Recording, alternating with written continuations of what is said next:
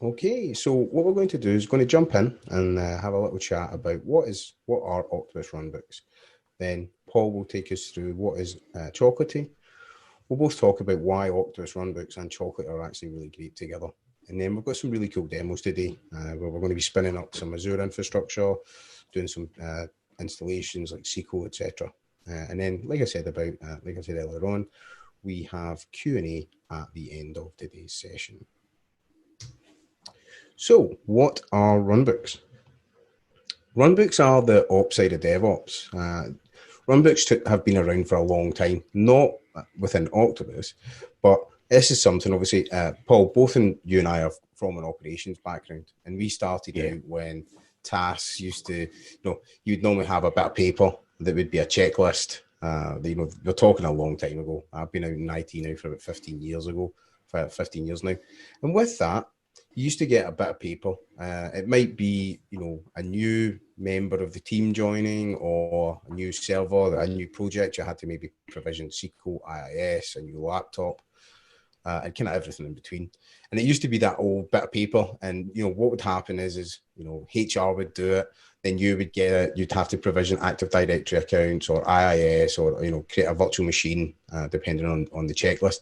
I'm sure, Paul, you've probably done that quite a lot. Yeah, you said you've been in IT for 15 years now. I've been in IT for almost 30 years now. So I remember the days way back when, Windows came on floppy disks, but we won't go through that just now. But yeah, runbooks on bits of paper. So and that was an advancement on just doing it off the top of your head. So you would tick those boxes and then potentially pass it to another team, let's say network team, or, you'd put that in the internal mail in those manila brown envelopes and send them through. So yeah, but then we progressed on to Word documents and sometimes Excel spreadsheets. That was progress at the time. So yeah, those days are, for me, not that long ago. I remember still doing Excel spreadsheets not that many years ago. So yeah, it still goes on. Yeah, it's definitely something that's probably still a thing in some locations, some organisations, which is pretty frightening. But this is where Runbooks really helps it, and obviously helps. It's the automation side of things. And what you can do is you use runbooks to do a whole bunch of different things. That's like automate routine configuration, like IIS, for instance. You can do it for maintenance. That could be upgrades, application upgrades, and emergency operations tasks. So like that, infrastructure provisioning.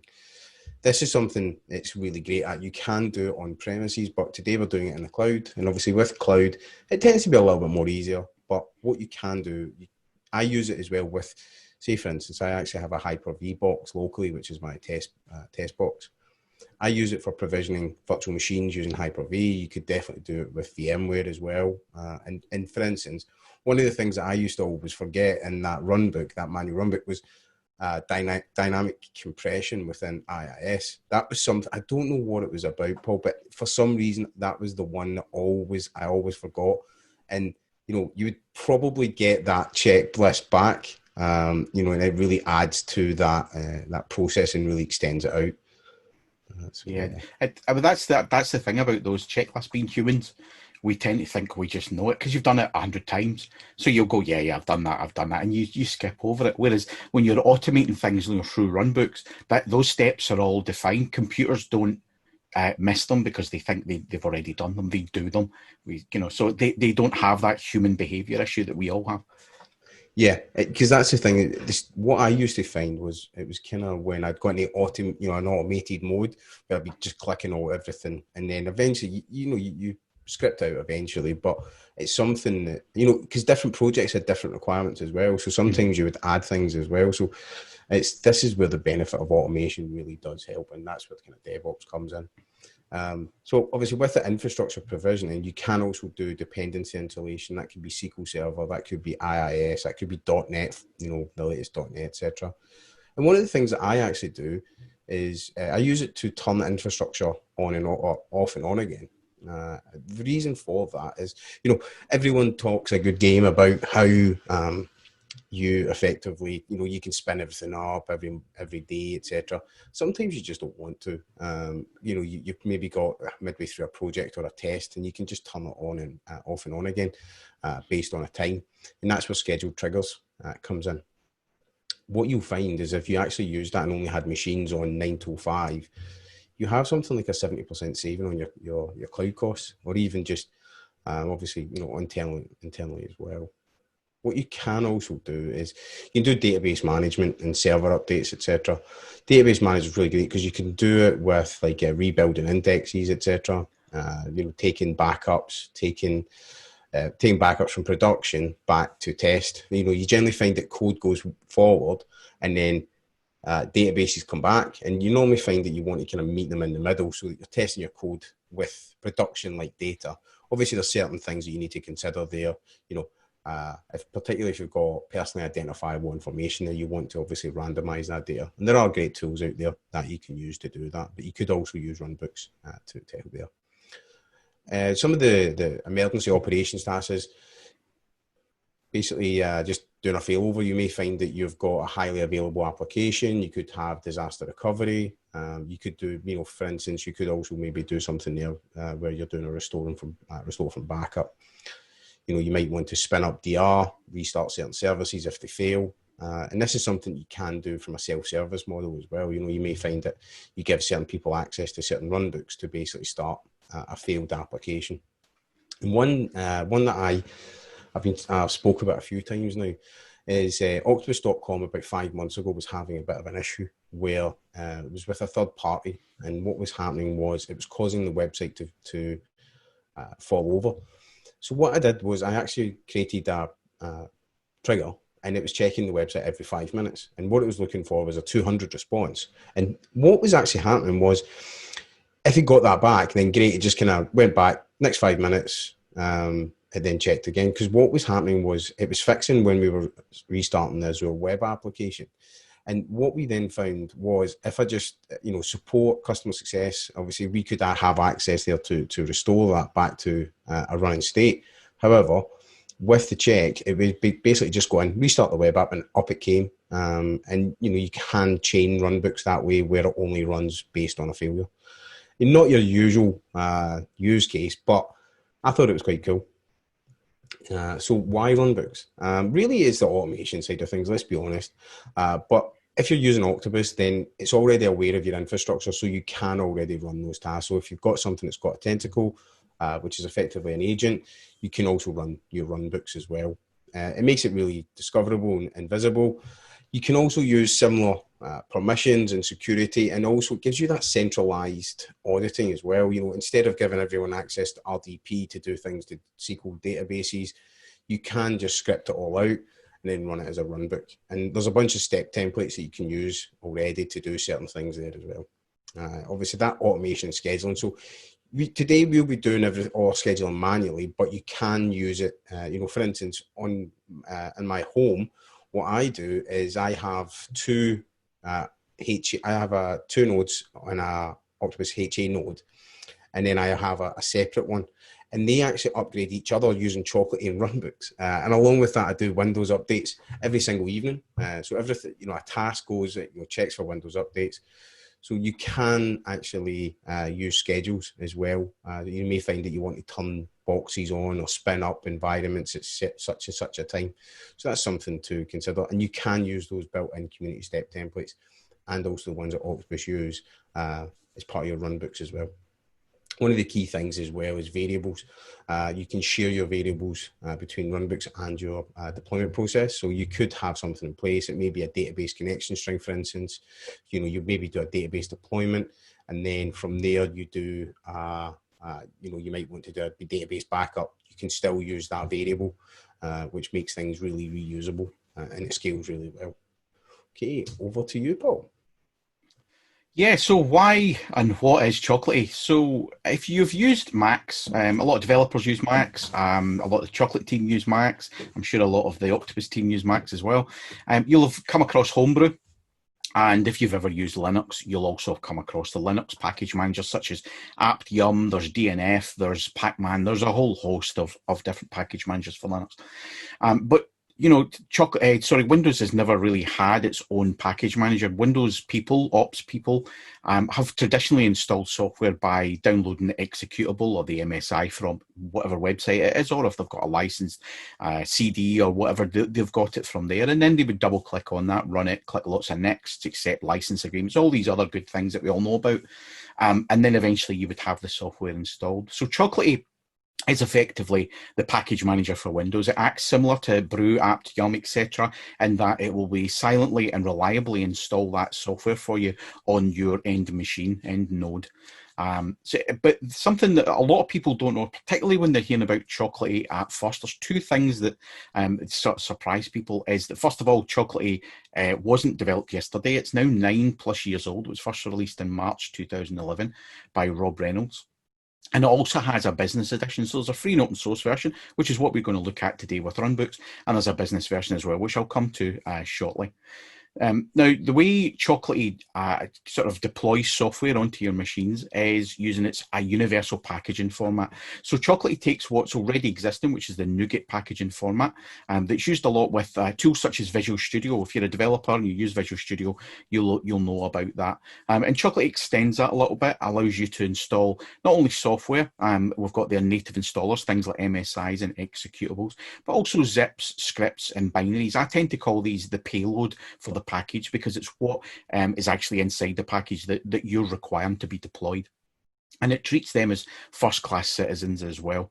Now, one of the key things for any package manager, and particularly with Chocolatey, is you write it once, deploy it anywhere, with anything, and then simply track and manage it. And I'll explain that.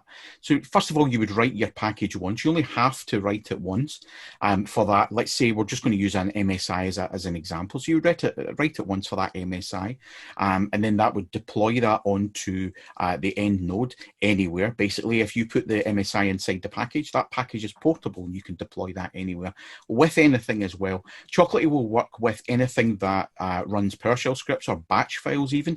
Things like, we're going to look at Octopus today, so it obviously works with that, but it works with Puppet, Ansible, Chef, Salt, SCCM, Intune, and a whole host of other tools as well. And then to simply track and manage that, you would use something like Chocolatey Central Management, which is part of the business version. That will be able to track that software that's installed on your end nodes and allow you to manage it as well. Now, one of the big things about Chocolatey is we have an extensive community. We call it a Chocolatey Community Repository. And I think it was last month we celebrated 1 billion downloads from when it was first put up. And that's a huge milestone. We also have about 8,000 unique community packages. And of those packages, there's approximately 100,000 versions of those as well. So that shows you there's a huge amount of effort went into creating community packages that as an organization you can actually utilize, and we'll talk a little bit later on about best practice for doing that and kind of internalizing that within your organization. Now, as I mentioned previously, Chocolatey does have a business version. We call it Chocolatey for Business, and it provides complete software management. So, for example, your open source tool, Chocolatey Open Source, a bit like other open source tools, if you're going to use that open source version, you kind of create your own tooling round about that. Whereas the business version gives you all those tools already. That's part of what that is. And there tends to be 3 things I call out on the business version, and that happens to be Package Internalizer, Package Builder, and the automatic synchronizer as well. And I'll go through them really briefly. Package Internalizer, what it can do is, we mentioned just previously, we've got 8,000 unique community packages. It'll actually take those packages from the community repository, and Google Chrome's a good example. It takes Google Chrome package. It'll take the Google Chrome installer, which tends to download at runtime when you install that package from the community repository, and it puts that into the package for you. So that package then becomes portable, and you can use that internally within your organization. And it does all that within, depending on how long it takes to download the actual Google Chrome installer, for example, but it can be anywhere from a few seconds, 5 to 20 seconds, we typically say it would be once it's actually downloaded the installer itself. So that's really quick. If you want to create that package yourself, it'll take you an awful lot longer than that. The other one's Package Builder. If you've got Google Chrome installer, again, another one, it's an MSI. You can right click on that and create a package from it, again, in a few seconds. And there's a GUI that pops up and lets you customize that as well. And finally, package synchronizer or automatic synchronization. What that does is it'll actually take what's in programs and features and allows you to manage that with Chocolatey as well. So you don't have to deploy Chocolatey just onto a bare machine as we're doing today. You could deploy that onto a machine that is already provisioned. So if it's something like that you're interested in, we can provide a trial for that. So it's just chocolatey.org/contact, and just contact the sales team and we can set you up for a trial with that. So why would you use Chocolatey? Then we've separated this out into kind of goals and challenges. So as an ops team, ops people, you would have certain goals that you need to achieve for the business itself. And the kind of big one there is deploying more software faster and more reliably. And that just doesn't mean that somebody asks you, hey, I want to have 8-bit software on machine and you can do it really fast. You can do, but think about it outside the box a little bit and think about updates for your software. So the landscape has changed dramatically since myself and Derek started in IT. As I said, I remember the days when you installed Windows from floppy disks. Obviously, 0 days and CVEs back then were not quite as prevalent as they are now.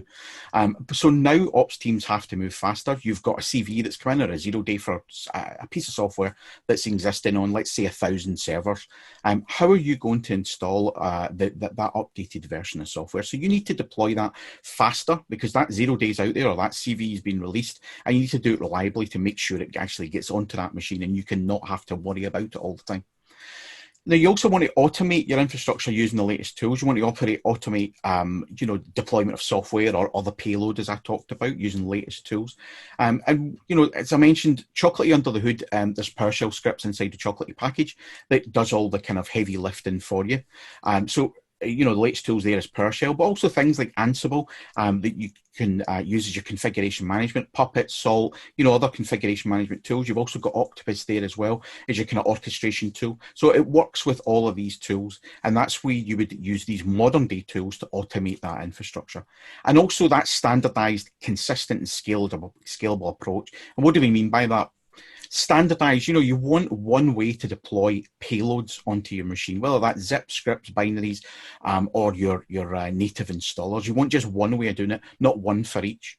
And it has to be consistent as well. So that packaging framework that you use, that's a consistent thing that that all of those, as I said, zip scripts, binaries, etc., can be deployed in that manner. And also scalable, so that it works with 10 nodes or 10,000 nodes. Now, the challenges to meet those goals are we list below: time, complexity, and the big one, cost.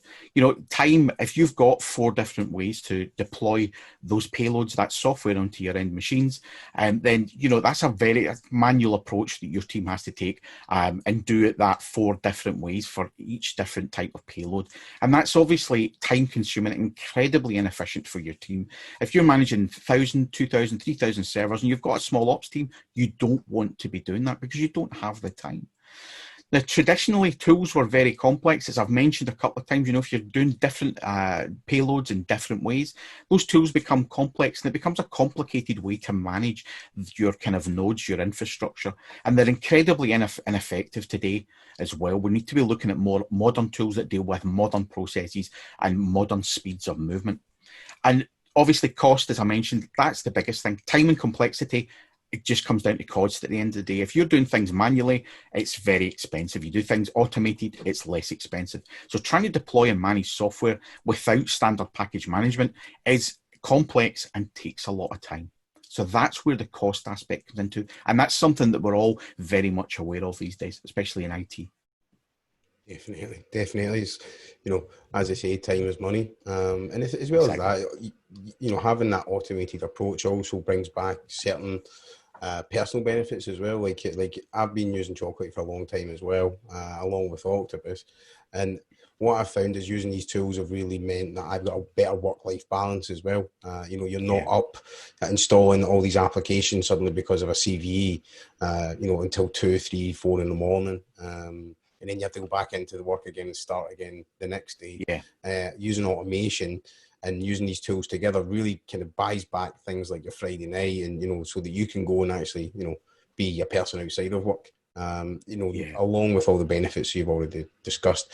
That really does, it's a perfect intro into our next slide, where obviously, we were talking about why using Runbooks and Chocolate together. And it's really, they complement each other. One does a really great job at configuration management and it orchestrates it, and Chocolate does a great job at automating things like silent installation of application and management of software, because you want to do your Windows updates, but you also want to make sure that your applications are up to date, because quite often that old approach where you would go in and do next finish, and then do some post software deployment and configuration, it's not a great approach. It's, I used to go into certain organizations as a consultant, and you'd sit down, and our IT team used to be bigger than the company I worked for. You're talking an IT team of 100-200 people, and you're just like, whoa. So like that, it's, there's so much cost there involved. This is where it really drives down the cost, because IT used to be seen as a cost center, whereas now it's a way, every business is an IT company, really. It's just their services, how they differentiate from between themselves. And the good thing is IT systems, we've had this conversation before. IT systems used to be fairly straightforward. You would normally have a couple of web applications and a database. Now, and then it was the software deployment and configuration that used to be the bit that was complex. Now, IT systems are are actually quite complex. Things like microservices, etc., and installing, and actually deploying your software is now, well, it should be much more straightforward. So, the complexity has moved back and forth between that, and having a simple, repeatable IT automation process in place using Runbooks and Chocolate really helps. And it is great for on-premise and cloud. So, you can roll this out. You can definitely roll it on-premise or in the cloud across AWS, Azure, and GCP, private cloud providers as well. And it does provide that easy testable application and dependency upgrade as well, because you can use both to do that upgrade. And within Octopus, you do have the ability to still have dev, test, and production. You probably want like a test sandbox for your application upgrades. You may find that the new application has a bug. These things happen. You can test it, and then once that's resolved, then actually do your upgrade. And this kind of ties in nicely with our next part, where Chocolate and Octopus Runbooks provide a great way to have simple, reliable, repeatable IT automation for DevOps and DevOps. And you can also have self-service as well, using certain permissions where people can go in and do that. Because that's something in the past that we've definitely went through, where it's not a great time to do upgrades during the day on laptops, desktops, servers, etc., because people are using the services. And I used to actually get it where I had to do it at lunchtime, and that's great. Like, it's good that we're getting updates. I like lunchtime too. So like that, it gives you that way. You can just do it straight away, or in the background. I'm sure you've went through that yourself as well, Paul. Yeah, I mean, I remember as I've said, and this is the third time I mentioned that. I remember when you deployed Windows using disks, floppy disks, and that kind of ties in nicely with this, because if you have to go and install software, update software, either on a kind of dev's machine, maybe it might be a laptop or it might be a server, and it can only be done at certain times, and the devs are not using it, for example. You would take those floppy disks along and you would update the software. Then it became CDs, then we DVDs, and then it became the black magic when we had file shares. The networking started kicking off properly, and so.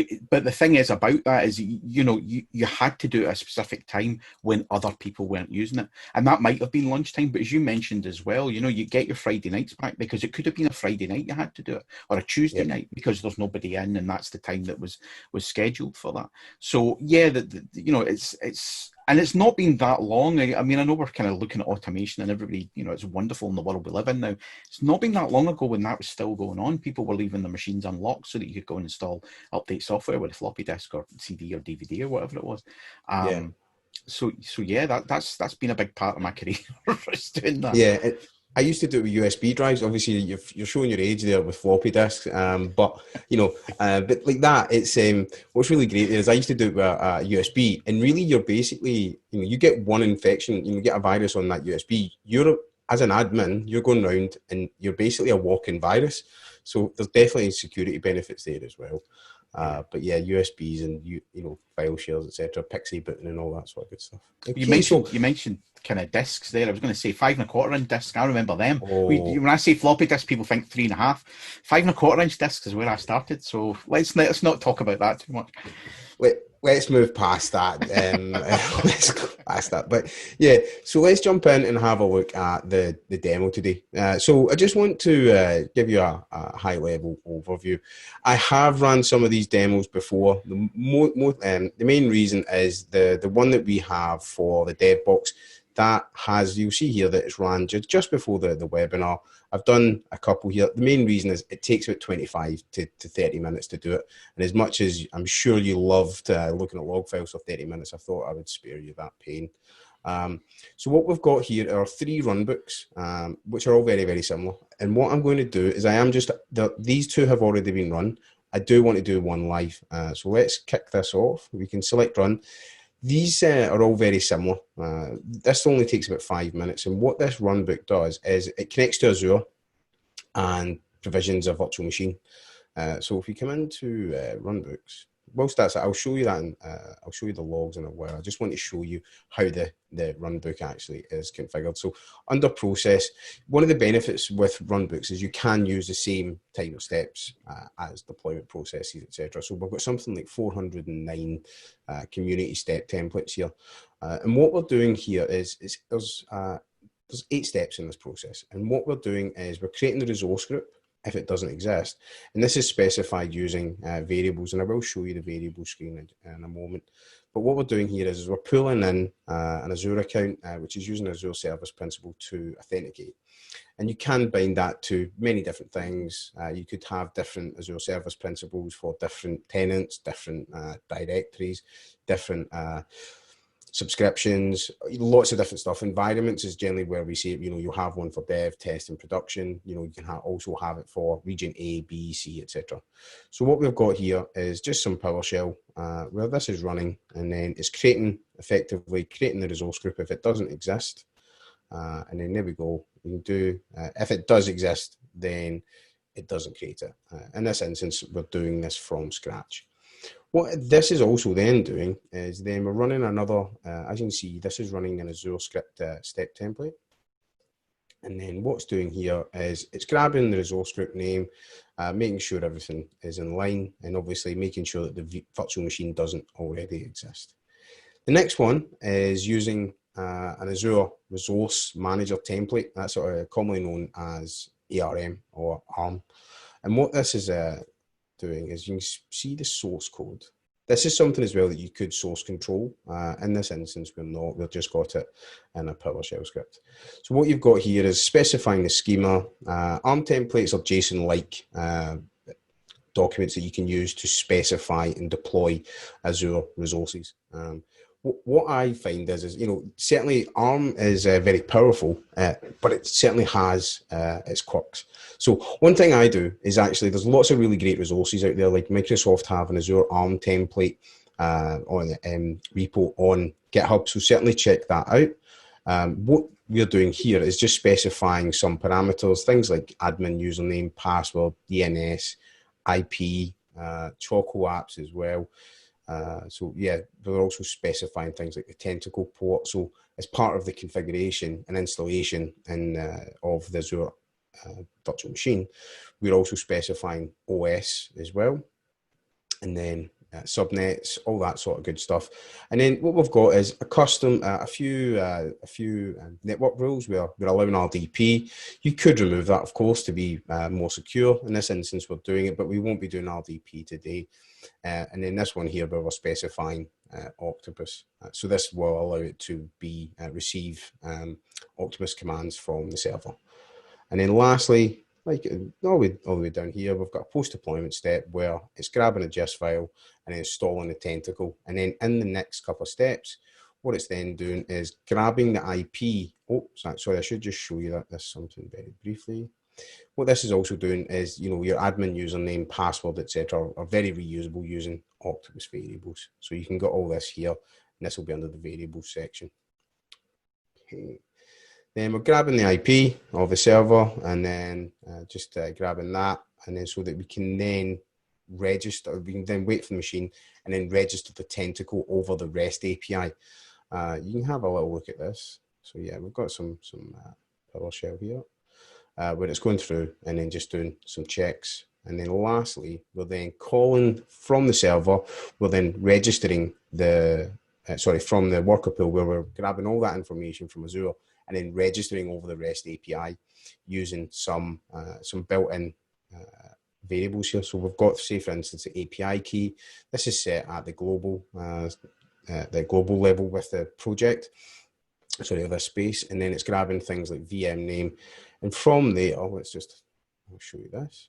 From there, what it's then doing here is grabbing all this information and then parsing it and then passing it over in a JSON request using invoke REST method. So from here, it's authentication, then posting out the body, and then from there, it's registering everything in Octopus. So you're effectively registering everything on the fly. This is effectively dynamic infrastructure as and when you acquire it. And it's just checking the tentacle health. And then lastly, what we're also doing is we're actually running a runbook from a runbook. Obviously in IT we love layers. So obviously let's do a runbook within a runbook. It's kind of like the Matrix, but more fun. But effectively, what's happening here is we're switching context where we're working with the ARM with Azure, and then from here, I've actually set up a variable based on the runbook that's running that will then install the dependencies. In this instance, we've got 3 separate variables. Just to go back to the original runbooks, what you will see here is we have 3 separate ones where we're spinning up an Octopus server. They're then spinning up an Azure web server virtual machine, and then lastly, a dev box. Each one of these are doing is coming down and then installing the dependencies based on that variable. So with the dev box is a bit of, if I'm being honest, the dev box is very large. So from that, you've got install Chocolatey, IIS. I will just jump in and show you this, but it also deletes the default website, installs .NET, .NET Core, 7-zip, Visual Studio. Let's be honest, obviously when we saw that installed in probably about 30 minutes, 25 to 30 minutes. Normally Visual Studio used to take a day by itself to install, which, we're installing all of this in 30 minutes. And it's funny because I was trying to figure out a way to make it quicker. And then I was sitting down, I was like, wait a minute, this used to take 3 months. By the time you get the request from a developer or some unit within the organization, you'd have to then go and buy a server, go to Dell or HP or Sun Microsystems. Then that would turn up about 6 weeks later. You'd have to rack it. You'd have to get an IP for the remote management system, like an ILO or an iDRAC, etc. Then you would then, Paul, obviously your favorite one, going along with your floppy disk. Thankfully, I use DVDs. Actually, 2003 used to come with 2 CDs. So you actually had to wait for it to load, or you used to sit in front of a KVM. Well, thankfully times have changed there. And then obviously from there, install the OS, and then get a static IP for the server, add it to the domain, and then go through your dependencies. It could be SQL Server, a web server, Oracle. I used to install Oracle. I'll take that. If anybody's installed Oracle, you understand there. But yeah, from there, and it did used to take 3 months, and then you would have to do all this post-verification testing, and then again come back because I've forgotten I've forgotten to do dynamic compression. Paul, you must have done a bunch of that and obviously in your 30 years of IT. Yeah, well, as I mentioned, again, I'm going back to floppy disks. I don't know, I'm just having a nostalgia moment in this webinar. I'm not really sure. But Windows NT, that's kind of where I started off. That came with floppy disks. But, when you're talking about racking the server and, getting IP addresses, I've worked in plenty of organizations that silo all of that. So as an IT team, you might only install the operating system. It might be the data center team that actually rack the server. There might be a procurement team that buy the server itself. It might be the database team that actually configure the database. So you're going through multiple departments, multiple siloed IT departments to do all this. So yeah, the 3 months is not an unreasonable expectation. There are probably people on the call sitting thinking, yeah, it's ridiculous. It did take that long, and sometimes it took longer. These things did always take a long time. So IT infrastructure was not always been able to be spun up in Azure in 5 minutes. There have been times where you had to actually buy stuff and do it manually. So yeah, you had to deal with procurement as well, to see if you had budget as well. Obviously virtualization definitely helped, but like that, it did used to take a long time. Yeah. So we've got the install DevBox dependencies, and what we've got is ensure Chocolatey is installed. And one of the things that we are doing here is I want to show you all this in different steps. The main reason is it's a bit like your math teacher used to say at high school, have to show you're working. We could do this in a single step, and we do have some nice new steps coming out that Paul's currently working on as well. So like that, we could do also a single step, but for now, we just wanted to do this in a single step. Lots of different steps. So you can ensure Chocolatey is installed. This is a community step template. We're then installing IIS. Let's have a quick look at the process here. This is just a PowerShell script. We're just checking if it's installed, and then from there, if it's not installed, it's going ahead and enabling it. Obviously, you can configure this as required as well. And then one of my favorite ones is delete the default website. It's the first thing I do is as soon as I install IIS is delete that. And then the next few are very similar. What we've got is you can specify the Chocolatey package, the package version, and there is also a cache location as well. So if you can't work with the default cache location, sometimes like one of the things that I see is SQL. And SQL, Paul, you've done a lot of work with SQL, is there's a cache location that you can work with from a permissions because it's got some strange permissions requirements for SQL. Yeah. Yeah, SQL can be difficult to install kind of under any account except a kind of administrator or a user account. If you're installing it maybe under local system or something like that, SQL can be very picky about what it does. Yeah, and you actually set this step up. So you're installing SQL Server Express on to the developer VM as well. What was the reason for SQL Server Express over something like SQL Developer Edition? Mainly because if you mention SQL Server Development Edition to people, many people have not heard of it. Express seems to be the kind of free SQL Server that everybody knows about. So it was kind of just that kind of visibility for people that they would know immediately what it was. But it was also kind of to demonstrate that a couple of things. The first one being that, we do have the free versions of SQL on the Chocolatey Community Repository. So these are actually being downloaded. The packages have been downloaded from a Chocolatey Community Repository. But also to demonstrate that Chocolatey does a lot more than just installing. We've got here like some browsers, got VS Code. So a lot of people think about Chocolatey as just installing tools.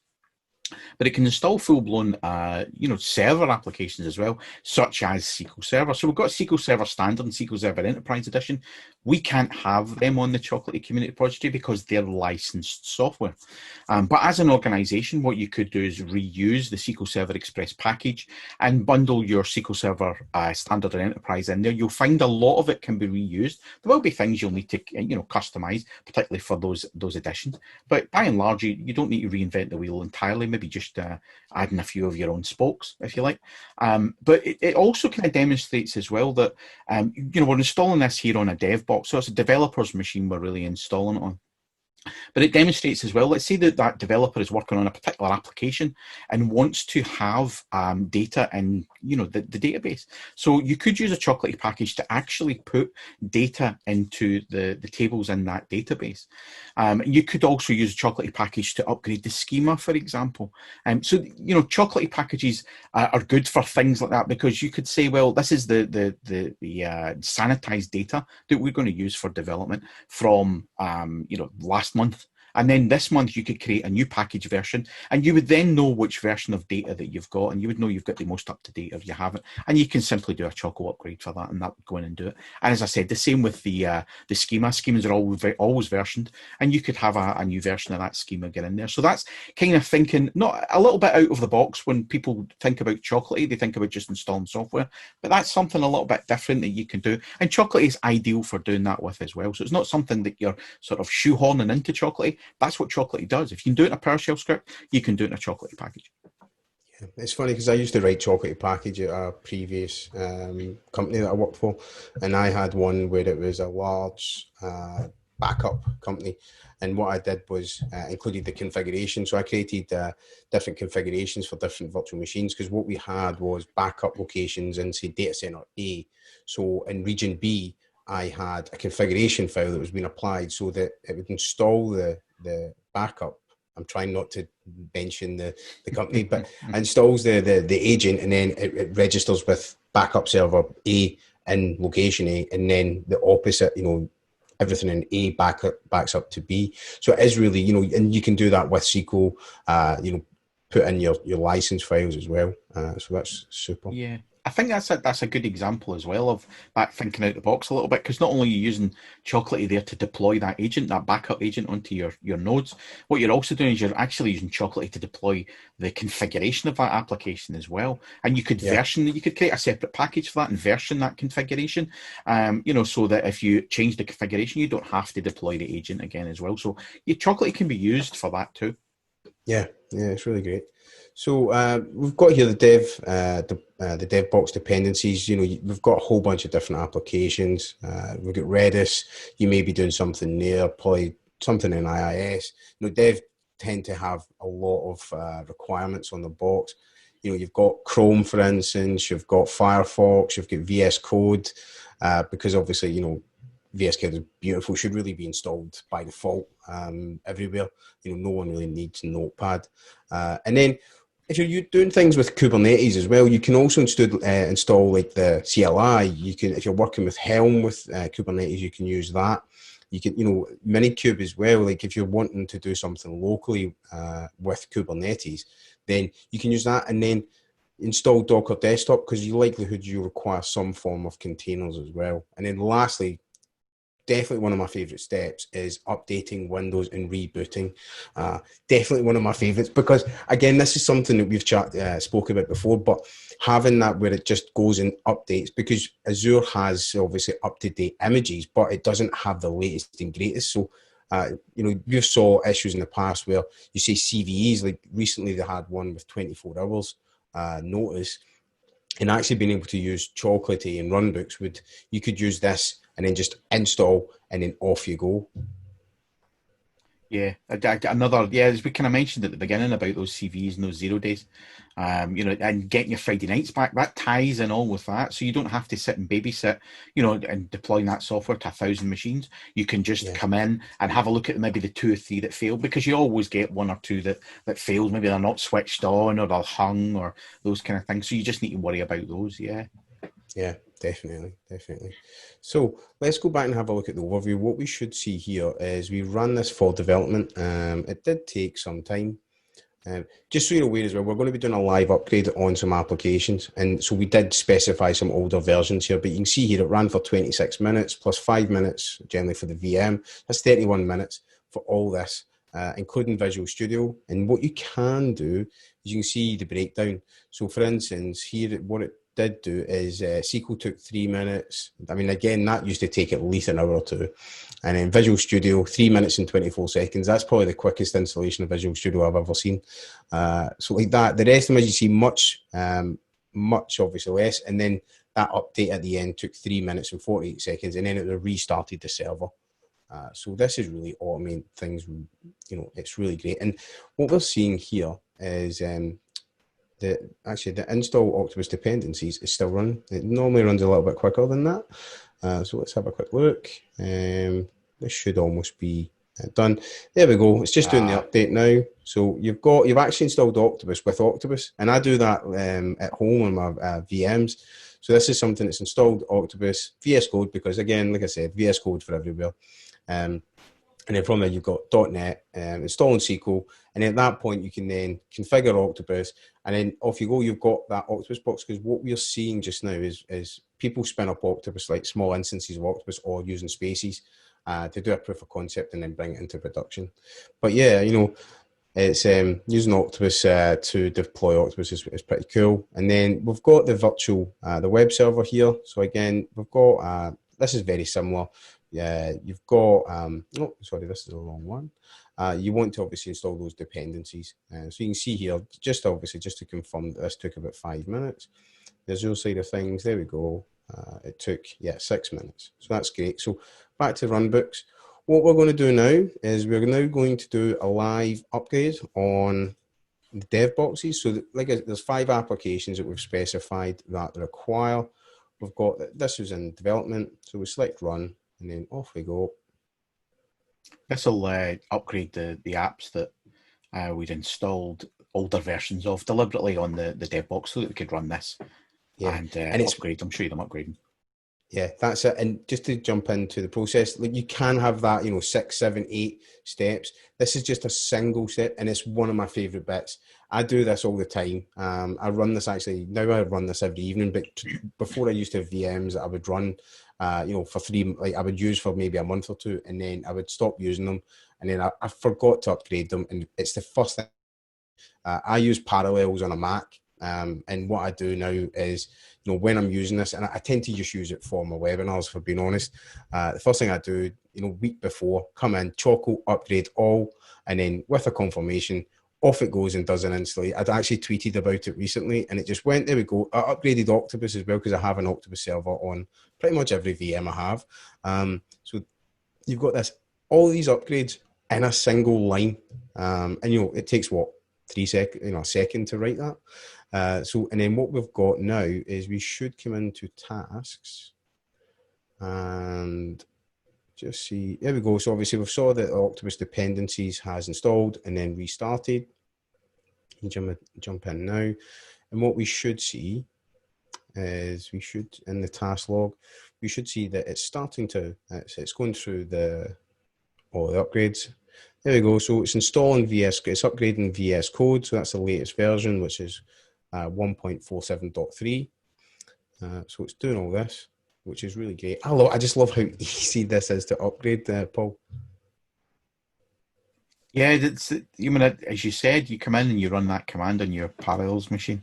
You can run something like Choco Outdated as well, and it'll tell you all the outdated packages, because maybe you've not got a lot of time. You go, I just want to see what's outdated just now. You could run that and then do the Choco upgrade all when you find out there's only a few packages as well. It saves so much time. Than specifying every single individual package you want to upgrade. It's a kind of, part of Chocolate is, let's say, for example, SQL Server, you maybe don't want to upgrade that because your application works with a particular version. You can pin that package so that package version won't be upgraded, so that you can still run Choco Upgrade All and it'll just skip the pinned ones for you rather than upgrading them as well. So yeah, it's great for that stuff like that. Absolutely love it. So as you can see here, we've ran through and done VS Code, Firefox, Kubernetes CLI, and then lastly Kubernetes Helm as well. So you can work with that. And this is just configures everything, very straightforward. As you can see now, what we've got now is you can do all this as a trigger, but I'm just going to tear down all my infrastructure, all that lovely work that we've done. What we can also do is just... and we can then just tear everything down. This is just it's a 2-line deployment process where it removes the server from Octopus. What we should just see here is in the overview, we should see that we've got 3 virtual machines. And then whilst this is loading, we select run. These are all running in the context of development.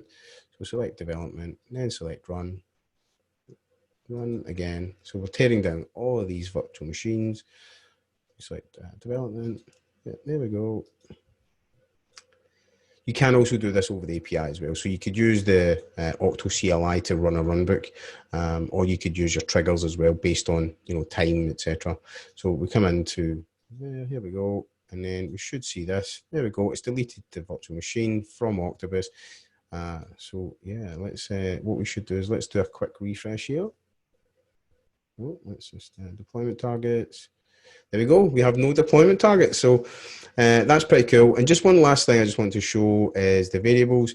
So you can, within Octopus, reuse those variables, and you can specify, say, for instance, in different project accounts, define the scope to environment or certain tasks, etc. So yeah, you can reuse here. So what we've done here is specified that all the machines, for instance, are all in West Europe. Okay, so that's the end of the demo. Thank you very much, Paul, for that. So let's jump into Q&A. We've got about 9 minutes. We have a great question from Manfred. Is Octopus able to deploy chocolatey packages with large nested dependency chains? Chains. There have been problems in the past where only the single specified package has been deployed to the host without respecting the resulting package dependencies. The short answer to that is yes. You should be able to do that. And what we're also doing is Paul's actually working on a really some new bits, some new steps, and also updating some of the current existing steps. Paul, can you share what you're going to be adding into that step and how it can help people? Yeah, the step that exists is good. I've just felt that we could add some additional options. So I know, for example, when we looked at the logs earlier on, you love to see the download progress, all those percentage numbers. A lot of people don't like to see that, Derek. So just one of the options in the new step template would be to turn that off. You know, and we can also do things like multiple packages in the one command line. We've still got the version part in there as well, but other things such as adding additional parameters. So when you do a Chocolatey install, for example, there's lots and lots of parameters you can give Chocolatey, and there was nowhere in the existing step template to actually add them in. So I've provided an option to add them in as well. And hopefully as well, that step template will do the install and the upgrade in one template rather than having separate templates for that. What I'm also going to do is look at maybe adding Chocolatey features, Chocolatey configuration, and the Chocolatey pin that I mentioned earlier on as well. You could just do that in a PowerShell script, but I just felt it would be nice to kind of put that into a step template and kind of tick a box or put a name in, or that kind of thing. So that's what I'll be working on, and hopefully that will come out really well for everybody that's using Octopus and Chocolate together. Yeah, awesome. I've got one from Harold. When isn't Choco upgrade all force ideal? In cases where the package contains both 86 and a 64-bit installer, and the 86 has been installed before, I'm guessing the 64-bit will be preferred. For example, Notepad++ during the upgrade. I'm not entirely sure, if I'm being honest, Harold, what you're asking, why it's not ideal. When you're upgrading software, you tend to upgrade what's already existing. So you've got there, I'm guessing x64 will be preferred. If you're running on an x64 machine, then yes, that will be preferred. You can force the x86 version if you want, because some software, for example, prefers you to use the x86. I remember way back, Microsoft Office, for example, they had an x64 version, but they always said just use the 32-bit one because they didn't have all the integrations in there. There's probably other tools that do exactly the same thing and for those same reasons. So that would be the reason for that. If that's not answered your question, though, and it's the same with anybody today, I suppose, Derek. If they can get in contact with us and we can take that forward. We're just answering what we think you're asking. If it's not answered you fully, get back in touch. Excellent. Harold, reach out as well if you do want any questions on. We've got a few other ways there. But okay, and one last one. When would you recommend uninstalling Chocolatey package as part of a deprovisioning process? I think actually thinking about it, the backup agent that you mentioned earlier on is probably a really great answer for that. So for example, I'm assuming that you had your primary backup server and the agent was installed and a backup server connected to the agent and backed everything up. Now, if you just, let's say you just deleted that server as we've done today, we've, deprovisioned it within Azure without actually going through an uninstall process for that agent, the primary backup server still thinks that machine is there. It's because you've not really uninstalled the software properly. So it's still going to try and connect. You're going to get errors in your logs. It's going to be a pain for your ops team to go through. So something like using the Chocolatey uninstall script that's inside that, the Chocolatey package, would be able to maybe contact the API on that backup server and say, hey, deregister me, so don't contact me anymore. And then it would go ahead and uninstall the software as well. So that's a great example for that, actually. Yeah. Some bits of software you just don't want to run the uninstaller. You want to do something else first, as I said, like contact the API and deprovisioning the agent. Yeah, awesome. No, that's a really great point. Thank you very much. Right, that's us coming towards the end of today's webinar. Paul, it's been great having you. I really enjoyed working with you on this. And what I just want to do is just share a few resources. Obviously, we hope that you learned something today, but what we also have is next week we have a What's New in Octopus Deploy 2020.3. That's going to be done by Leanne Crocker and Ryan Russo. They're going to be focusing on some really nice new features with some runbooks. Again, we've got some really nice new features coming out with 2020.3. We also have execution containers. I'll let Leanne mention that, but it's really cool. And then lastly, we've got some Jenkins pipelines. So if you're using Jenkins and you're using Octopus together, this is the webinar for you. And then on the 19th of August, myself and Sean Cessna will be talking deploying microservices containers to Kubernetes with Octopus. We've got, obviously, you reach out on Twitter. You can get us at Octopus Deploy. Chocolatey as well, at Chocolatey Nougat on Twitter. They have gitter.im/Chocolatey. And then lastly, some docs. And we will be sending out all the resources in the email. There's a lot of really great links. We do have a webinar feedback form that will come up at the end of today's webinar. It would be great if you could share some feedback with us. That would be great. Paul, thank you very much for having us. It's been a pleasure. Thank you, guys. I've really enjoyed it. All the best. Thanks, everybody. Bye. Bye-bye.